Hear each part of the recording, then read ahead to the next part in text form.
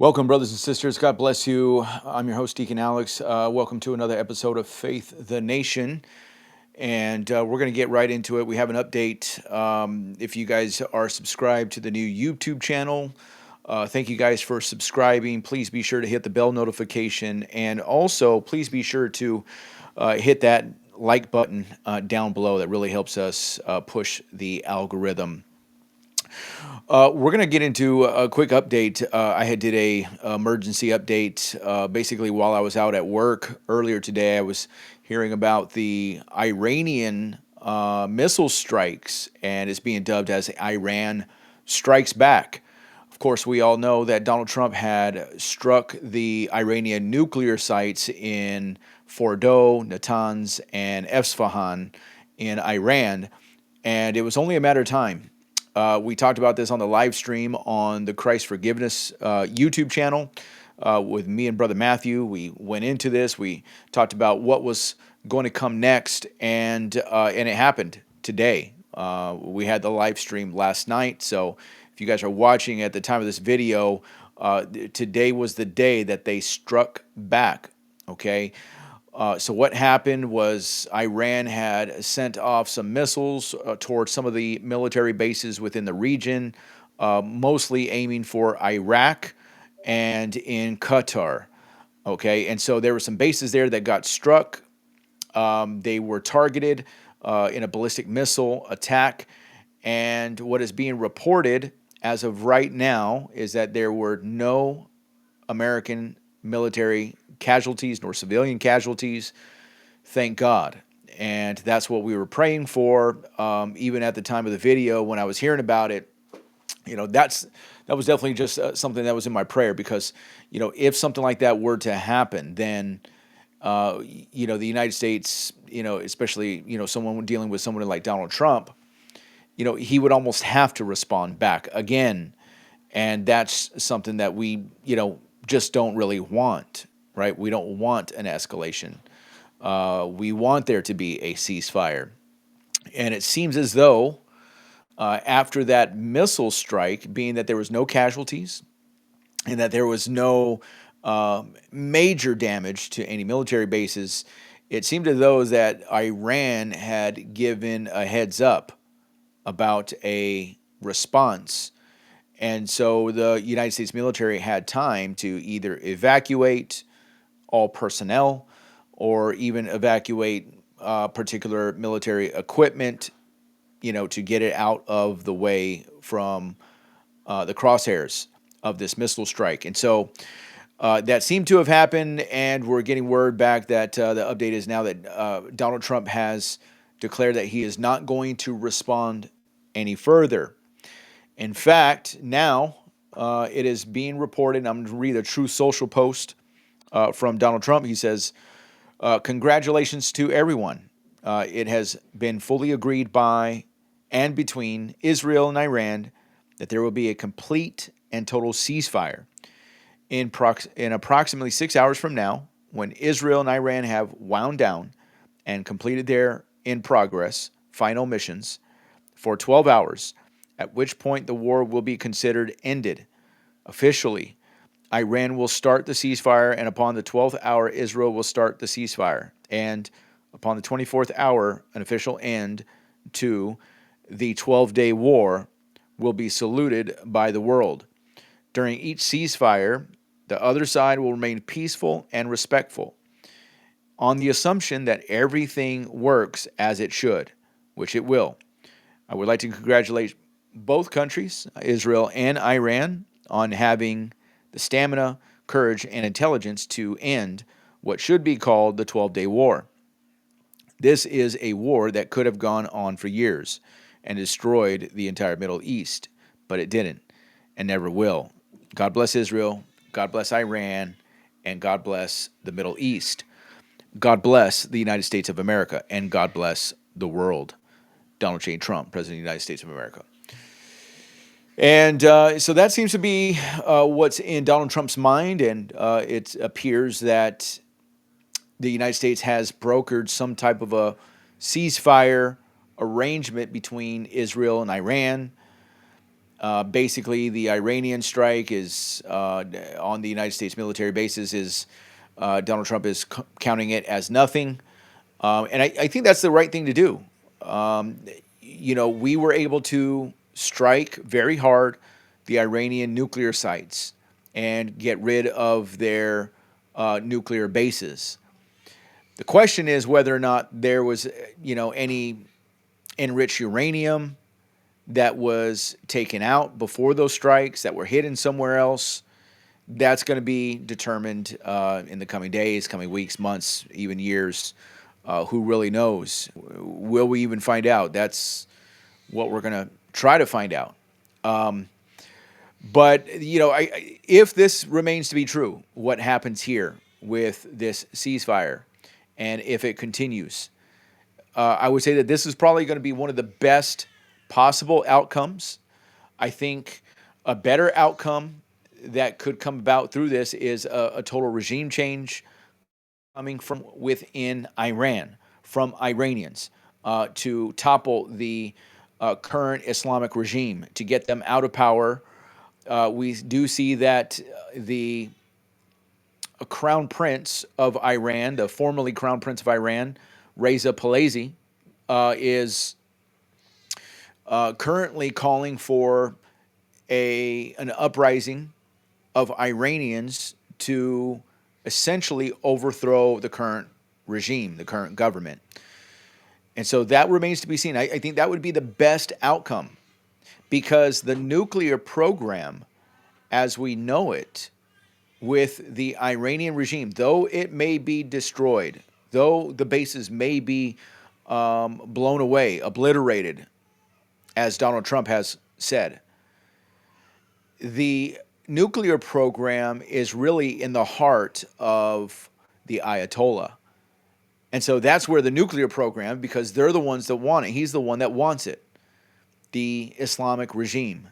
And so in order to truly get rid of the nuclear program, you would have to remove the current regime, Ayatollah Ali Khamenei, from being in power.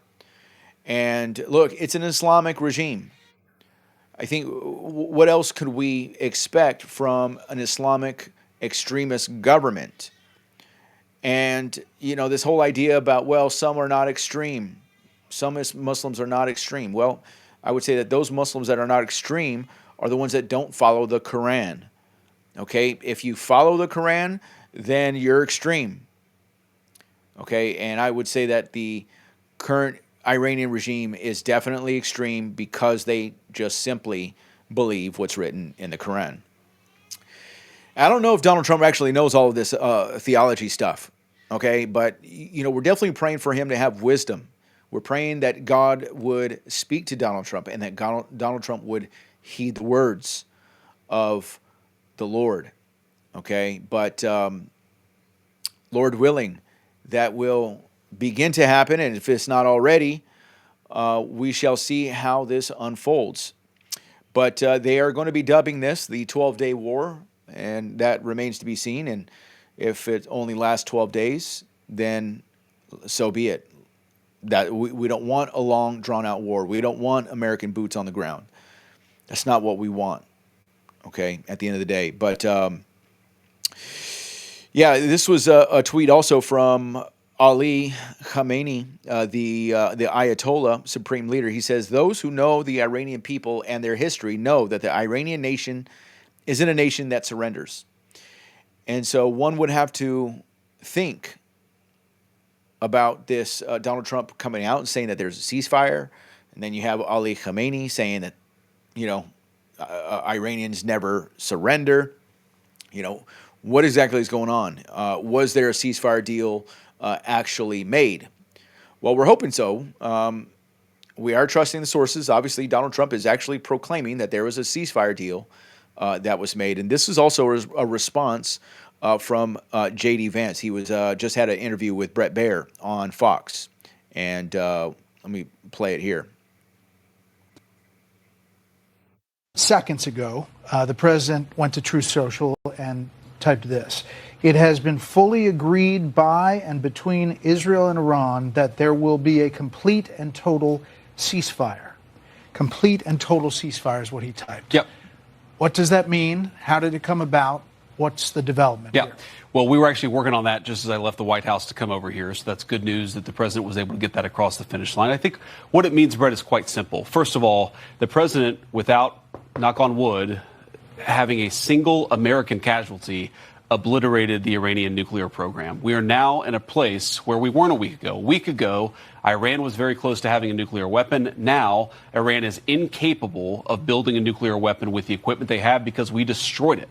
So that's a very, very big thing. Now, what that means, I think, is we have to talk to Iran and, of course, to Israel about what the future holds. Because while we have obliterated the Iranian nuclear program, our hope and our expectation is that they're not going to try to rebuild that program. And I think that's what the president is really trying to figure out here, is to build a long-term settlement here to where we can have peace in the region, where our regional allies and, of course, the American people, most importantly, can be secured, but where we can ensure that the destruction of the Iranian nuclear program that has already happened is not something they try to rebuild. Second.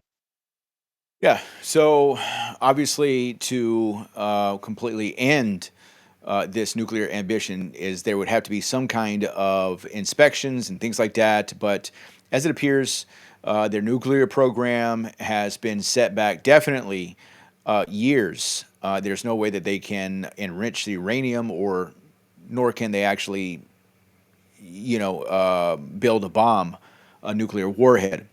So that's what we are definitely hoping for. But in all this, one would have to ask is, has Ali Khamenei truly, agreed to a ceasefire deal? And while Ali Khamenei has not publicly confirmed agreeing to a ceasefire following Iran's missile attacks on the U.S., Trump has announced, obviously on social media, that Israel and Iran has agreed to a complete and total ceasefire to begin within hours, and describing it as the end of the 12-day war. Khamenei's silence on the matter, coupled with his earlier statements vowing that Iran will not submit to anyone's harassments and his rejection of the U.S. demands for surrender, suggests that he may not have fully endorsed the ceasefire. Some sources indicate Iran sought de-escalation through Gulf states, offering flexibility in nuclear talks for a ceasefire. But no direct confirmation from Khamenei himself has emerged. Khamenei's reluctant to bow to American strength, believing Trump's decisive leadership should resolve and force Iran into a corner and be able to make him ultimately surrender. Also, it is also that Israeli Prime Minister Benjamin Netanyahu has also not reportedly, at least reportedly, agreed to a ceasefire with Iran. Okay. Now, there are multiple sources, including Reuters, citing a senior White House official. Trump brokered the ceasefire in a phone call with Netanyahu, and Israeli ministers have publicly thanked Trump for facilitating this deal. Now, this would obviously align with the push to end the 12-day conflict sparked by Israel's strikes on Iran's nuclear facilities. And as Netanyahu has previously stated, Israel would not stop until its goals against Iran, such as dismantling its nuclear facility and ballistic missile programs, were achieved. Despite this, the ceasefire is seen as a pragmatic step, with Trump's influence ensuring Netanyahu's compliance. And again, we shall see how this plays out. And that's what we have as far as the Middle East is concerned, as far as the updates, guys. That's going to do it for this video.